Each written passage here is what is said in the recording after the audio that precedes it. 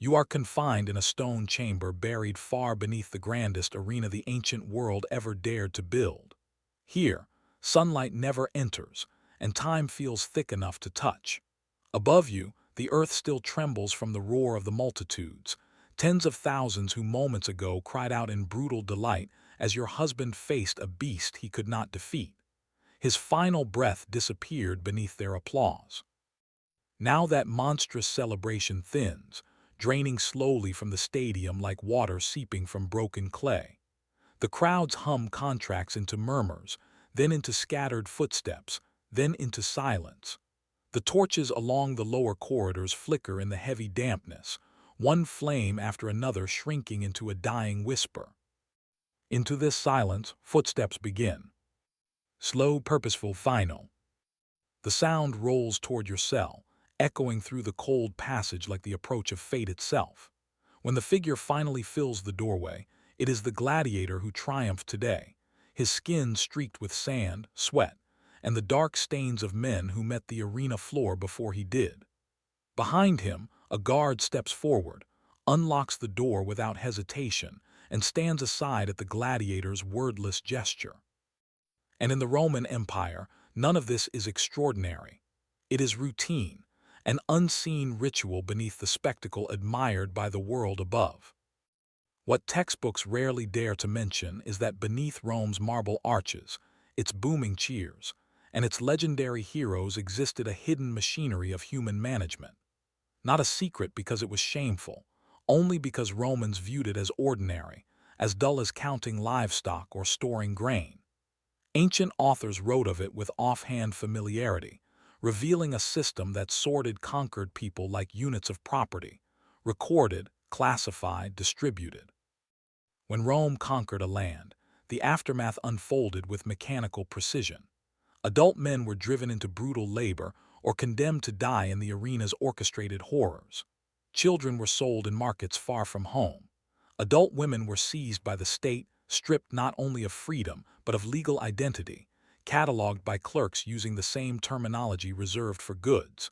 They were marched in groups to Rome's great cities, often to amphitheaters, where they vanished into the subterranean maze.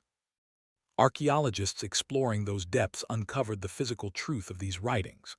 Beneath the Colosseum and other arenas lie corridors lined with narrow stone rooms, each with thick doors that lock only from the outside.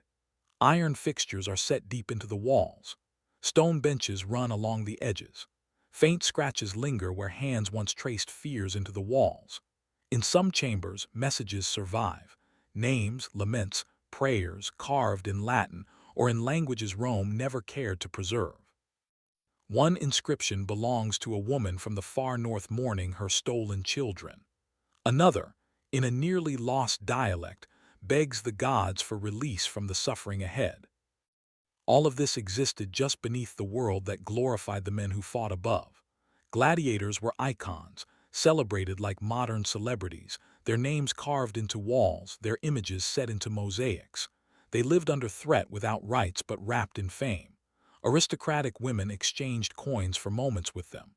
The memory of Spartacus haunted the state, reminding Rome how dangerous these men could be.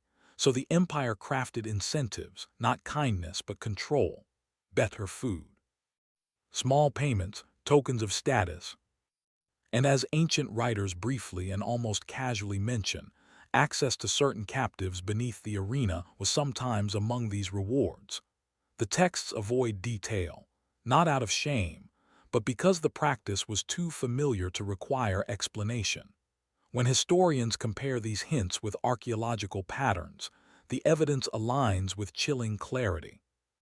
A victorious gladiator might be led straight from the sand, helmet still warm, muscles still trembling from a fight that could have ended his life. Through the hypogeum he walked, passing animal cages, platforms, and pulleys.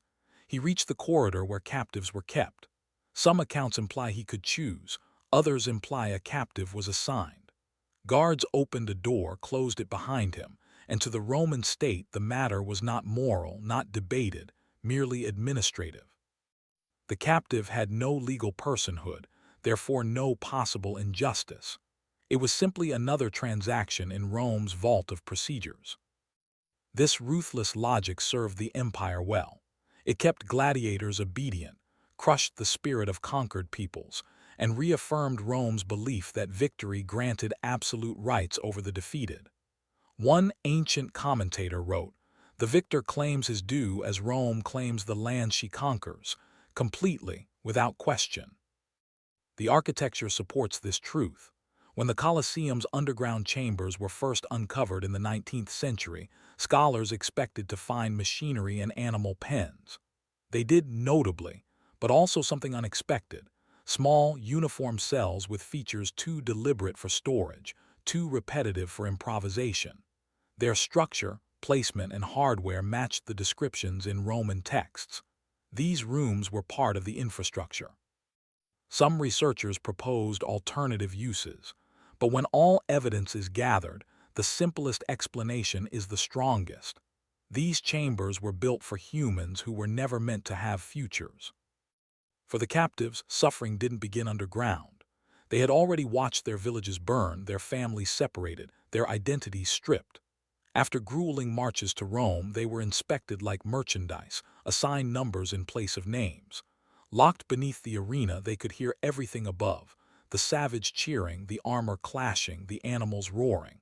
They knew none of these sounds included them. They were cogs in a machine designed to entertain an empire. Rome used this system as psychological warfare. To resist Rome meant losing not just land, but dignity, identity, and even the right to exist as a person. Josephus, writing of the aftermath of the Jewish revolt, recorded how women were taken by officials and distributed among soldiers and institutions as a demonstration of dominance to crush defiance at its root.